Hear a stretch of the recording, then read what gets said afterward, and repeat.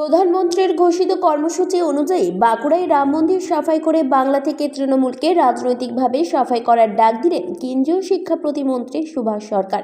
এদিন সকালে বাঁকুড়ার সতীঘাটে রাম মন্দিরের দলীয় কর্মী ও অনুগামীদের নিয়ে হাজির হন সুভাষ সরকার, যেখানে নিজে হাতে মন্দির সাফাই করেন কেন্দ্রীয় শিক্ষা প্রতিমন্ত্রী।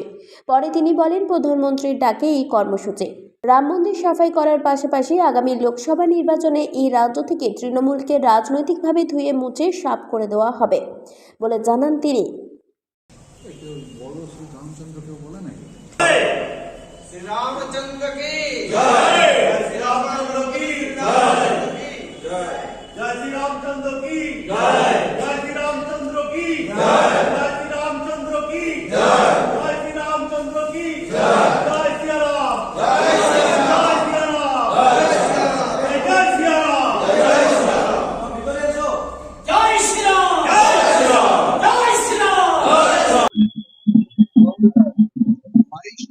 জানুয়ারি অযোধ্যায় রাম মন্দিরে রামলালার সেখানে বিগ্রহ স্থাপন, আর তার আগের সাথে আহ্বান করেছে সারা দেশে সমস্ত মন্দিরের স্বচ্ছতা অভিযান।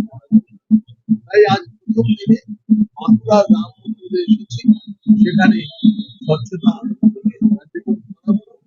আমাদের সমস্ত কার্যকর্তারা এবং আমিও সারাদিন ধরে বাঁকুড়ার সমস্ত একটা একটা করে মন্দিরে আমরা যাব এবং পরিচ্ছন্নতা অভিযান করব।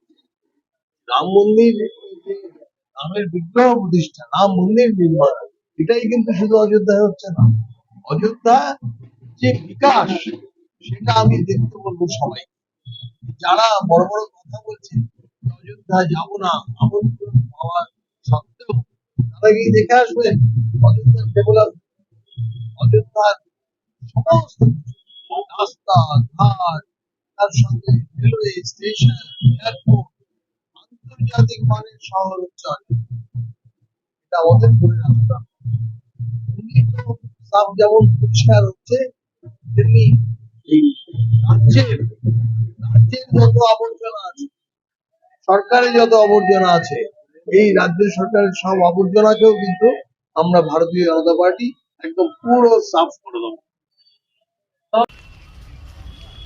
বাঁকুড়ায় সুভাষ সরকার আজকে একটা মন্দির সাফ করার জন্য গেছিল, হনুমানজি মন্দির। তো বলেছে নাকি যে বাংলা সাফ করে দেবো হনুমানজি মন্দির। এটা পাগলের প্রলাপ ছাড়া কিছু নয়, কারণ পঞ্চায়েত পৌরসভা নির্বাচনে বাঁকুড়া জেলায় একটা সিটও পায়নি, একটা জেলা পরিষদও পায়নি। এটা পাগলের প্রলাপ। ও নিজেই পার্টি অফিসে নিজেকেই আবদ্ধ করে তালা বন্ধ করে রাখে, তাকে নিজে আগে দলটা সামলাক, তারপর সাফ করবে। এ পাগলের প্রলাপ মানুষ হতে চায় না। Thank you. Report 99 news Bangla.